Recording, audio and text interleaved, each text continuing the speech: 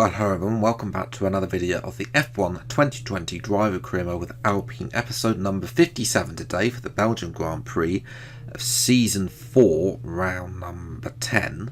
If you have missed any of the previous episodes, of course, then I recommend you go and check them out. There is a link to the description below, and subscribe as well to see plenty more videos in this series. Of course, unfortunately, I was going to do a game experiment for tomorrow, but when I went to do such game experiment, the game crashed. So there's going to be another one of these tomorrow. I hope to get that game experiment out shortly, but don't hold your breath on it because it's crashed for two or three times now. But anyway, moving into today's episode, then we're going to put on another major weight reduction upgrade. That's probably going to be the last one we do on the Sashi side, because I want to focus on aero, because there is quite a gap to the likes of AlphaTauri, and AlphaTauri probably somebody that we're going to target for the rest of the season to be able to do our ultimate engine weight redistribution upgrade. Got there in the end. Has come through, so that's good. We've got these two minor aero drag reduction upgrades, and I think that's where we're going to go next. This car was very good in the straight line, and it sort of lost that top end speed, even though we've got a good engine. With the power, we've pretty much maxed out all the engine parts on that, but yes, instead though, aero is something we're going to have to focus on, as it's going to be raining in qualifying.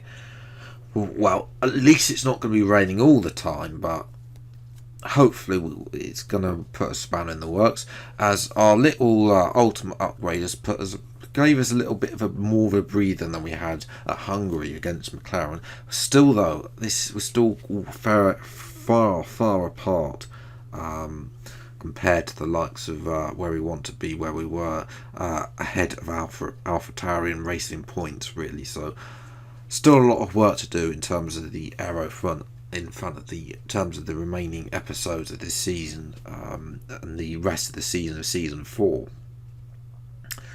as well. And Williams, just to note, that are no longer the slowest team. That's literally the only change in terms of the order. As well as we jump to Spa, of course, one of my favourite tracks. We always do well here.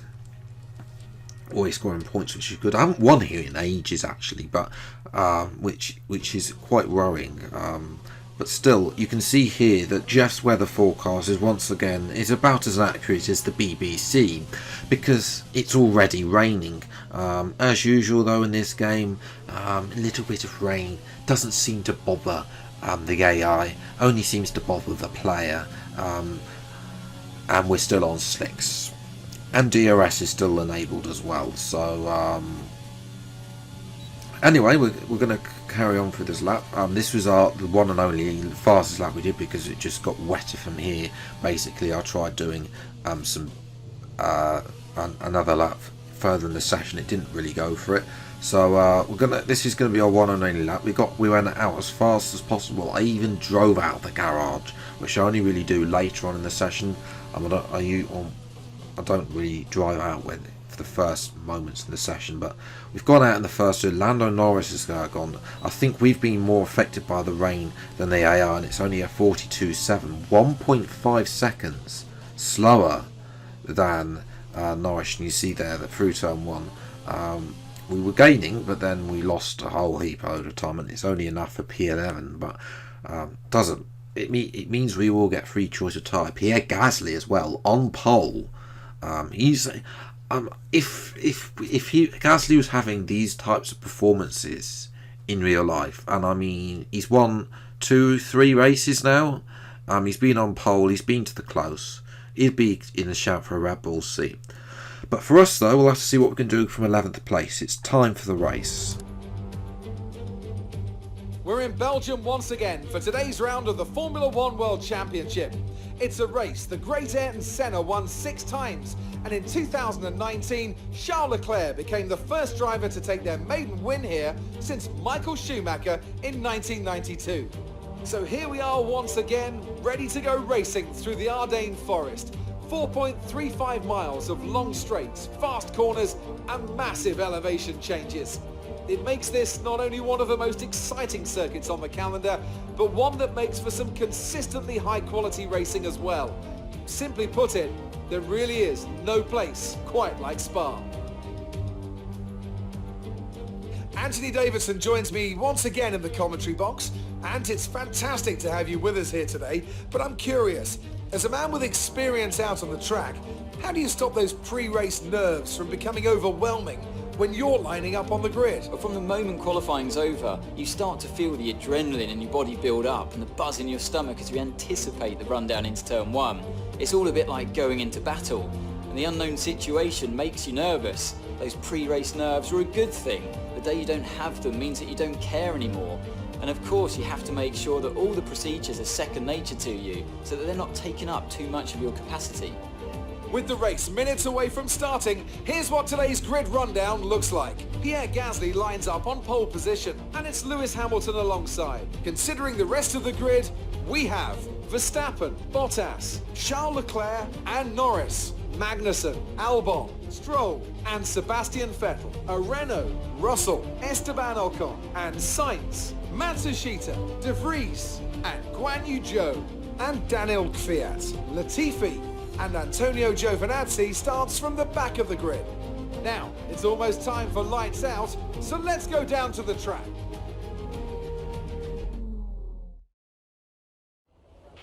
After the points finish last race, let's aim to keep the momentum going. I think we can. We're only in 11th place. We have free choice of tyres as well, so we're going to change it up again. I feel like that Belgium, I feel like that at certain tracks where it's better for me for pace, I think we can try this. So that's where I think we've got to concentrate on doing this alternate strategy. But anyway, enough about that. The lights out and away we go. The Belgian Grand Prix, and it's initially a dissonant start. Russell in the Alfa Romeo tries to have a go. We're going to dive down the inside, going 4 wide at the opening tournament. We saw it get squeezed out along with Albon, Magnussen and Leclerc in the Ferrari. Russell's going to have a go around the outside, and Leclerc's been hit. We're going to take absolute advantage of that, going out of Radion and move up into another position.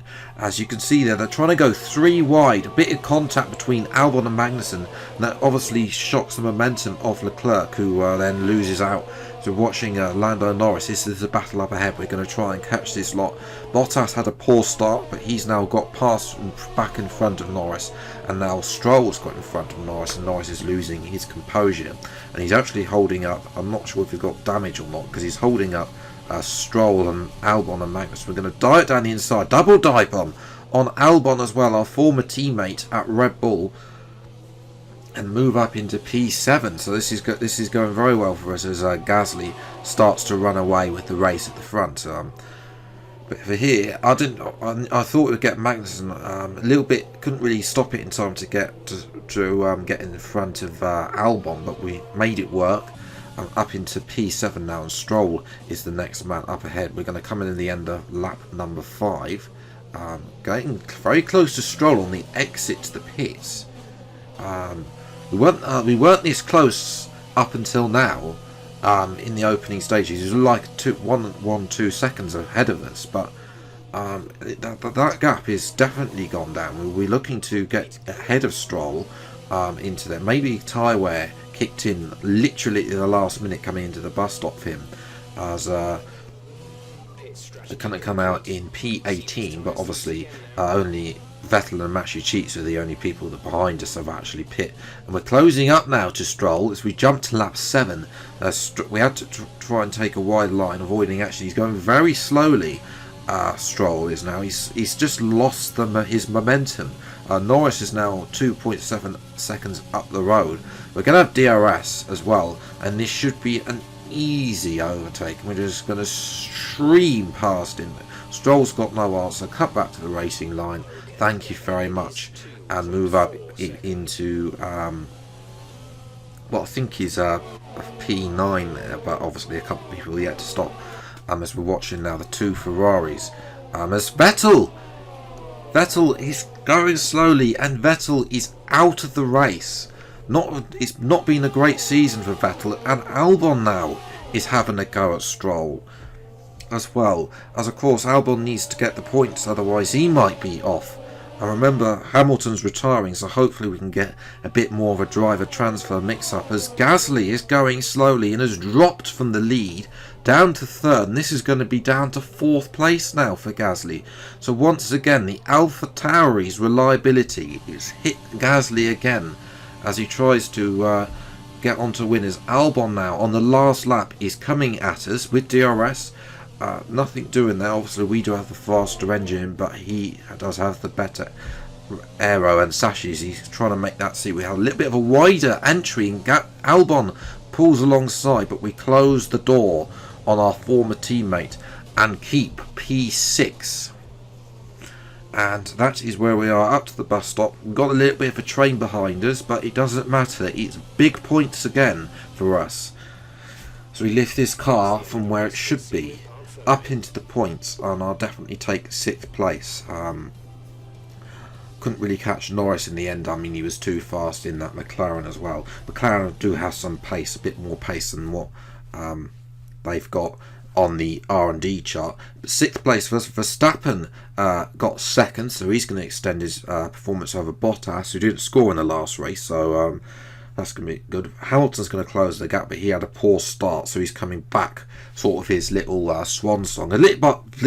This might be what it's like today, because of course Hamilton announced he's only a 1-year contract extension, and probably rumours that he might retire. We'll have to wait and see. In terms of the Drivers' Championship, though, we've retained P7 behind Charles Leclerc. We need to catch up to that Ferrari driver. I think Gasly is probably a little bit too out of reach for this. Ocon, well, he's useless basically for us. Has only scored 8 points, and it shows in the Constructors' Championship. If Ocon scored 8 points and Alonso had my points in real life, people would be asking questions. Out there. I'm sure you're pretty happy with that. Are you happy with your performance today? Oh yes, I think that's the maximum we could get. Norris was a little bit too fast, and the top 4 were Do you have any very comments good. about the collisions? No comment there as usual. Oh, she's back. She's back. It's been a couple of episodes, but she's back sighing. Yes, Claire. I really want the option in F1 21 to just to have the cutscene to be able to just walk straight past her, and that will be justice for all our sign in this game. As we've caught up a little bit up to Guan Yu Zhou in the rivalry, by the way. Zhou's performance has dipped off in the last couple of episodes, really. And we only really beat it at Hungary because we were terrible in the wet. But I'm hoping now that with the Italian Grand Prix we can sort of catch up to him, but maybe too little too late. We'll have to wait and see if we can catch him as well. So we've got the Italian Grand Prix. Obviously there might not be enough time to fit any upgrades in between this race and that race, so that's definitely something to keep an eye on. And also maybe we're going to get a regulation change as well. That's something that I haven't thought of, although we'd only just had a regulation change on the aero and chassis side. We might get one on the engine, really. Spec part, I think the aero, I don't really need to worry about that, because once we get up to spec 3 it's just irrelevant, really. But you can see how poor we are on the aero. You're not even on level with McLaren. So I think in the next episode we're going to purchase both these 2 minor upgrades. We've got the facilities to be able to work on that at exactly the same time. Try and catch up to McLaren, really. The aero side, once that minor upgrade, you can see on the engine side we're maxed out pretty much. Durability, we're terrible anyway, so not really worried about that, really. I mean, I don't really care about my teammate. I mean, he's not really contributing a lot when the car is working anyway. So, but yes, 6th place, another 6th place to add to our collection. We've got four of them now. It'd be nice to be able to get one more podium in this series. I'm targeting maybe the USA or Mexico or Brazil, one of those 3 races. Italy maybe as well, but I'm not entirely sure the car will have enough aero for that.